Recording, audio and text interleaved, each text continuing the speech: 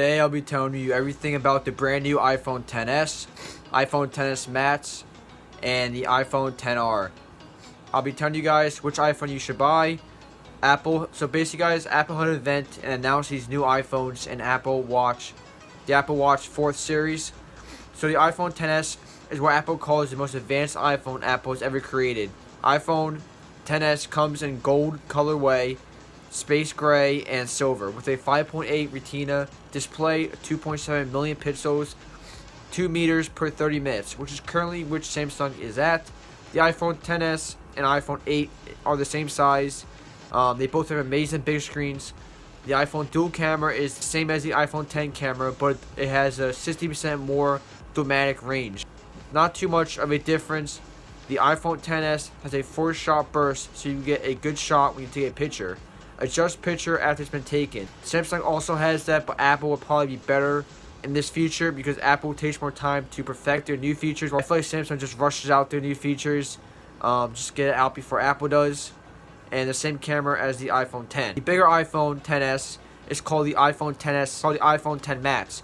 It has a 6.5-inch Retina display, HDR support, and 3D touch on both. Both have a dual SIM setup.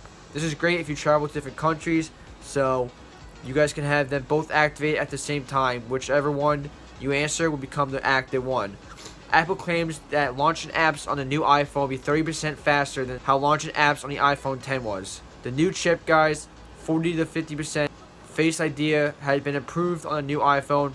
Max storage on the new iPhones this year has doubled from 256 gigabytes, which was the max space you could get on the old iPhones, like the iPhone X. It doubled to 512 gigabytes, which is a lot of space. You can probably download like every app from the App Store. I'm just kidding, but you can download a crap ton of apps. I even think 64 is a lot of gigabytes. 512 gigabytes, that's so much, guys. I don't know why anyone ever need that. My 16 gigabyte iPhone needs that. I make a lot of videos and I have like no space left. But you guys get the options of a 64 gigabyte, a 256 gigabyte, and a 512 gigabyte for both new iPhones. Let's talk about the battery life, guys. The battery life on a new iPhone is just 30 minutes more longer than the new iPhone than on the iPhone X. So basically, guys, you might be looking at 30 minutes, saying 30 minutes is not a lot. It's not a lot. The battery on the iPhone X or the iPhone X is already really, really good. So that extra 30 minutes, you know, it's pretty good when you guys think about it. The iPhone XS has an hour and a half more battery than the iPhone X. So the bigger phone has a bigger battery. So now I'm going to talk about pricing. So for the iPhone XS, it will cost $999 for the 64 gigabyte model. It will cost $1,149 for the 256 gigabyte model, and it will cost $1,349 for the 512 gigabyte model. So you gotta think about the different sizes. It's only like a couple $100, not even like $150 more for each, you know, twice the space. I mean, so I think it's definitely worth it. Like, actually, 64 gigabytes and 256 gigabytes is actually like 4 times the space. So, I mean, it's definitely worth it in my opinion, maybe more. And, you know, you only pay, $150 more for twice the space, from 256 gigabytes to 512 gigabytes. And that's a ton more space, guys. I think definitely that's worth it. In the long run, I think it's worth it. So, guys, it's available for pre-order on Friday, September 14th, and it will be delivered a week later. It'll probably arrive around September 21st. So now we're going to talk about the iPhone XR. This is an interesting iPhone, guys. I'm not going to lie. I'm not sure exactly what the R stands for. Maybe recycling. I'm not really sure, guys, because I know Apple talked a lot about recycling, but that wouldn't really make too much sense, the iPhone X recycle. But it comes in white, guys. It comes in all these different colors. It comes in white, black, blue, yellow, red, and a orangish color. So all the colors look really nice. This kind of reminds me of the iPhone 5C, because the 5C is the first iPhone I actually did in different colors. Other than, I guess, black, white, and space gray or gray. So, guys, this is the cheaper iPhone. It's still nice. It still comes with a lot of features. It's the same processor that the 2 other new iPhones have. It's the most advanced LCD.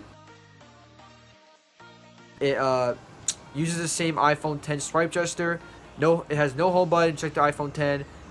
Has Face ID, tap to wake, same features as the iPhone X. But the one thing it does not have, guys, unfortunately, is it does not have the 3D touch. It has haptic touch, which is haptic feedback, When touch is different than the 3D touch. It has a nice camera. It's a nice low budget iPhone, guys. The battery life is 1 hour and a half more than the iPhone 8 Plus, which is still a really good battery. The pricing for this, guys, is it's a lot cheaper. So like I said, like a low budget iPhone, $749 for 64 gigabytes, $799 for 128 gigabytes, and $899 for 256 gigabytes for those models. It's not too bad in pricing. I can see the iPhone being really popular because of the cheap prices, and since it's like a new iPhone, there's all these nice features. So I can definitely see that. This iPhone can be pre-ordered on October 19th, and we're going to sell October 26th. So unfortunately, guys, we do have to wait a little longer, but I think the wait is definitely worth it and worthwhile. So that basically wraps up the detail about all these iPhones, guys. In conclusion, I just want to know which iPhone you guys want to buy. But before we go, guys, I just want to say that I think the iPhone XR will be, this is my opinion about it, I think the iPhone XR will be good for people who want a new phone and are okay with all the iPhone 10 features besides the 3D touch and don't want to spend too much money. I guess if you're on a low budget, this would be the perfect iPhone. And the iPhone XS and XS Plus are good for people who really want a nice phone and are willing to spend the extra money for an amazing phone, even though it's pretty expensive. But like, you know, guys, all new iPhones are expensive. You guys have to give it a little time and the price will go down. It's just when it first comes out, it's going to be expensive because everyone wants it. You know, I'm not going to lie, I still want it.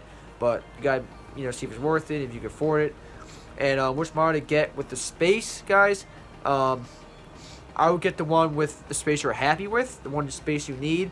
Because for twice the amount of space, it's really like only $100, $150 more, and you're already paying hundreds of dollars to get the phone.